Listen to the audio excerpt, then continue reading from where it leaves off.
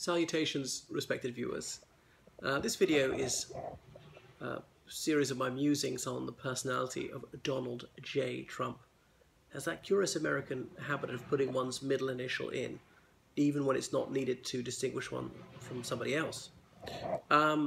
It struck me the other day the way there's a certain verisimilitude between Trump and King Edward VIII. Edward VIII ruled the United Kingdom 1936 to 1939. There are obviously some very major differences between them as well. But here are a few of the striking similarities about both being so egotistical, being highly irresponsible and self-indulgent. They had an unduly high opinion of themselves. Trump, growing up the son of a multimillionaire in New York, I suppose he was raised to think that way about himself, though strangely it doesn't seem to have affected his sister or his brother, the one who died very young of dipsomania. And Edward VIII, well, he was brought up, he was going to be Emperor of India, for goodness sake. So you can see why he had a grossly inflated notion of his own worth. But most members of the British royal family have managed to keep their feet on the ground, been fairly sane and known that we're not superhuman. We just happen to have been born into this position. So both Trump and Edward VIII had numerous affairs with married women. Trump was doing this a lot in the 1980s. He was married himself at the time, so it's double adultery. Edward VIII, up until he met Mrs. Wallace Simpson in 1935, he was unmarried, and he had affairs with married women back then.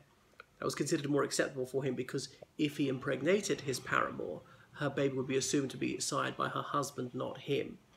The king and the president both felt disdain for democracy and are open about voicing that.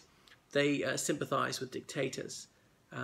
So they had a fellow feeling for authoritarian leaders, and they both had contempt for non-whites. The thing is that back in the 1930s, this white supremacism was a widespread sort of bigotry. It's no longer so popular now, so Trump can't be excused as being a man of his era.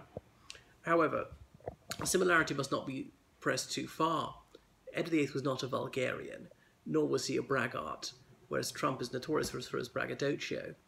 The king did not dodge military service in the First World War, so he was there with, I think it was the Welsh Guards. However, he didn't go right to the front line. He was kept several miles behind. Even then, there was a little bit of danger of shells coming over. So obviously, Trump made up some claim about his heel spurs or something to get out of Vietnam. So Trump is a stranger to reason. He has long since lost touch with reality. He has no objectivity at all. He cannot distinguish fact from fantasy. He's all about me, me, me. He's egomaniacal. He wants to put his name on everything, all his Trump towers. He's extremely simplistic. So Edward VIII wasn't guilty of all that. Trump's been called an idiot by those who know him best. Now that is a gross overestimate of his intellectual ability for a man who doesn't read anything, a man who is gobsmackingly ignorant, and it's just jaw-dropping that 40% of Americans still support him. I suppose the thing is, it would be such a climb down to admit that they've been had. They've been conned by this notorious con man who doesn't give a damn about the working class, who's committed the most flagrant frauds over decades with this Trump University and so on. And it'd be too embarrassing to say, okay, you got me. I was fooled, and what a moron I was to fall for all these empty promises of this absolute chancer and charlatan. So now Trump's aides have been hiding documents for him. He wanted to sign an order ending a free trade agreement with the Republic of Korea, South Korea, maybe at the behest of his soulmate Kim Jong-un, this savage tyrant, just the sort of person Trump gushes over. And Trump had that document disappeared from his desk, and Trump forgot about it. He doesn't notice. Yet another sign of his mental decline. He's got senile dementia, early stage Alzheimer's. No, I'm not a physician, but I think anyone could diagnose him even from thousands of miles away. It's staring you in the face. It reminded me a little bit of Churchill in the mid-50s. Now, Churchill and Trump, okay, very, very different, because Churchill was a man of immense moral and physical courage. He put himself in the firing line countless times in various wars. A man who was a spellbinding orator, who was a towering intellectual. He won the Nobel Prize for Literature, for goodness sake, whereas Trump is low, craven, moronic, utterly vile.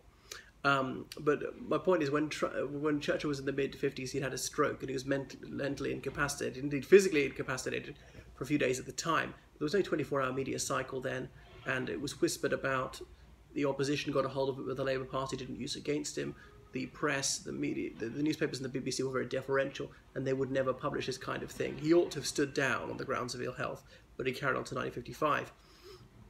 But his family had to cover for him, and his signature was forged sometimes to keep things going.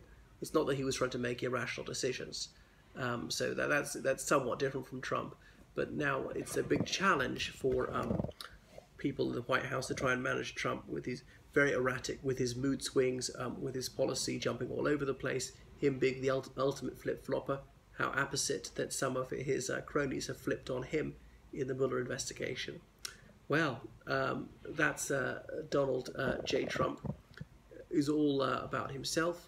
He wants his name on everything, and he doesn't take his duties seriously. It's all about advancing his own ego. He doesn't care about the position he's supposed to fill, about doing good for the public. That was the similarity that struck me with Edward VIII, the Playboy Prince. But Edward VIII, when he fell in love, he was faithful to his wife, and all the rest of it.